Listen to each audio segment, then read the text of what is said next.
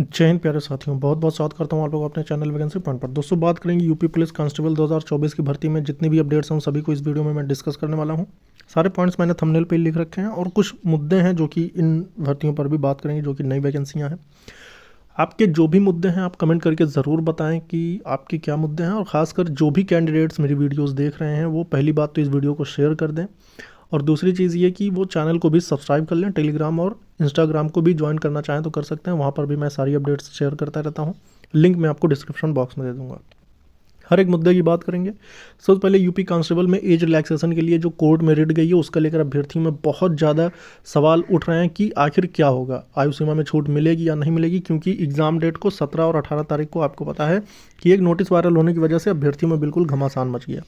तो इस वीडियो में पूरी तरह से चीज़ें आपको क्लियर कर दूंगा मैं कि आपको पता है भर्ती बोर्ड ने 6 सप्ताह का वक्त दिया, कोर्ट ने भर्ती बोर्ड को 6 सप्ताह का वक्त दिया था कि 6 सप्ताह के भीतर भर्ती बोर्ड अपने जवाब पेश करे कोर्ट में कि आखिर 5 साल की छूट क्यों नहीं दी गई। ठीक है, तो इस पर भर्ती बोर्ड यानी कि अगर माना जाए तो 23 फरवरी तक जो है डेट टली थी।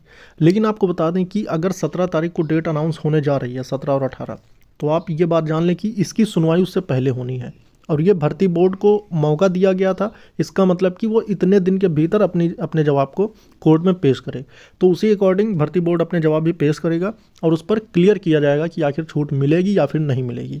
तो इस पर किसी प्रकार से भी अभी अंततः नहीं बात की जा सकती इसका लेकर, जब तक कि भर्ती बोर्ड को भर्ती बोर्ड जो है कोर्ट में अपने जवाब न पेश कर दे। इस संबंध में मैं आपको वीडियो यानी कि अपडेट दे दूंगा जो भी इसका निर्णय होगा।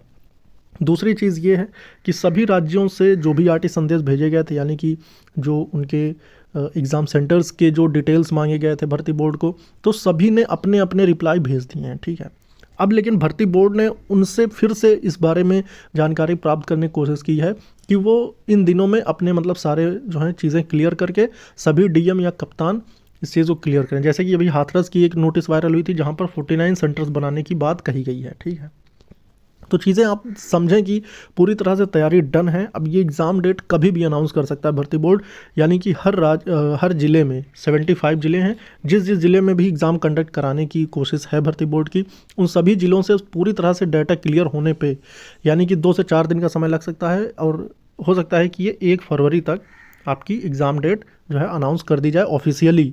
ठीक है, अब बहुत सारे कैंडिडेट ये कह रहे हैं कि मैं बहुत लेट कह रहा था। देखो मेरे भाई, वो सारी चीज़ें एक्सपेक्टेड होती हैं, लेकिन जब भर्ती बोर्ड खुद किसी चीज़ को अनाउंस कर रहा है तो उसमें कोई यूट्यूब वाला क्या कर सकता है।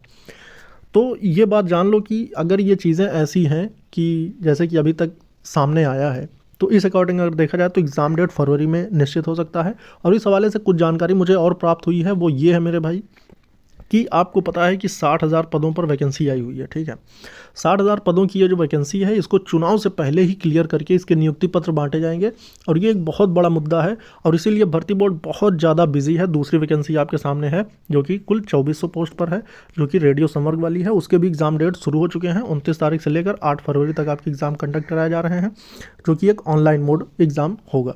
तो यहाँ पर आप अगर देखें तो 2 भर्तियां बहुत तेज़ी से क्लियर करने के फिराक में भर्ती बोर्ड है, और उसके अलावा जो अन्य वैकेंसियां हैं उन पर किसी प्रकार से भी कोई ध्यान नहीं दिया जा रहा है। लेकिन ये 2 वैकेंसियां क्लियर करने का मतलब यही है कि पूरे प्रदेश में एक माहौल तो बन जाएगा भैया, सभी कांस्टेबल की जो 60,000 पदों की वैकेंसी है वो क्लियर कर दी गई। और अगर इसका आदेश खुद सीएम साहब ने दिया तो भर्ती बोर्ड आप समझ सकते हो कितनी तेज़ी से काम करेगा। किसी प्रकार की कोई अड़चन नहीं आएगी। अगर छूट देना होगा कोर्ट को तो छूट ज़रूर दे देगा, उसको भी भर्ती बोर्ड अपने हिसाब से मैनेज कर लेगा, लेकिन इसमें किसी प्रकार की कोई अड़चन नहीं आएगी।